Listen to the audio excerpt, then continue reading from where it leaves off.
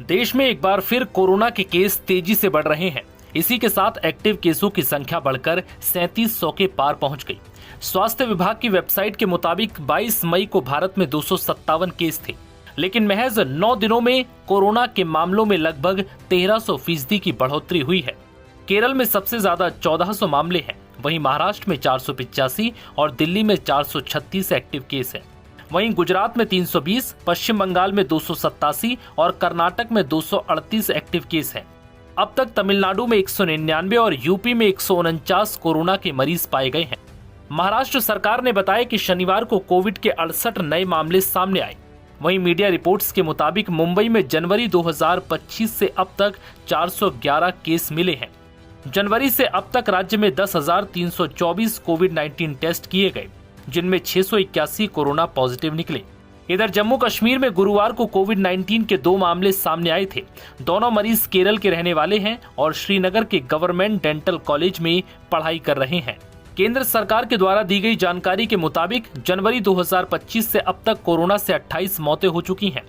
इससे पहले 30 मई को सुबह 8 बजे तक सिर्फ 7 मौतों का आंकड़ा सामने आया था।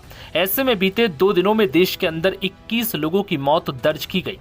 31 मई को बेंगलुरु में 63 साल के एक व्यक्ति की मौत हो गई। उसे दोनों वैक्सीन के साथ बूस्टर डोज भी लगी थी। वहीं दिल्ली में 60 साल के बुजुर्ग की मौत हो गई। महाराष्ट्र केरल में सबसे ज्यादा 7 लोगों ने जान गंवाई है। इससे पहले शनिवार को देश में एक्टिव केसों की संख्या 3000 के आंकड़े को पार कर गई थी। पिछले 24 घंटे में 4 मौतें हुई। 22 मई को देश में 257 एक्टिव केस थे। 26 मई तक यह आंकड़ा 1010 हो गया और शनिवार को 3995 को पार कर गया। शनिवार को पिछले 24 घंटे में 685 नए मामले सामने आए थे। सूत्रों का कहना है कि देश में कोविड-19 की स्थिति पर कड़ी नजर रखी जा रही है। संक्रमण की गंभीरता कम है। ज्यादातर मरीज घर पर ही क्वारंटीन हैं और इलाज ले रहे हैं। सूत्रों ने बताया कि चिंता की कोई बात नहीं है। भारत के कई राज्यों में कोविड-19 के मामलों में बढ़ोतरी के बीच देश में 4 नए वेरिएंट मिले हैं। आईसीएमआर के डायरेक्टर डॉक्टर राजीव बहल ने बताया कि दक्षिण और पश्चिम भारत से जिन वेरिएंट की सीक्वेंसिंग की गई है वो LF7, XFG, JN1 और NB181 सीरीज के हैं। बाकी जगहों से नमूने लेकर सीक्वेंसिंग की जा रही है ताकि नए वेरिएंट की जांच की जा सके।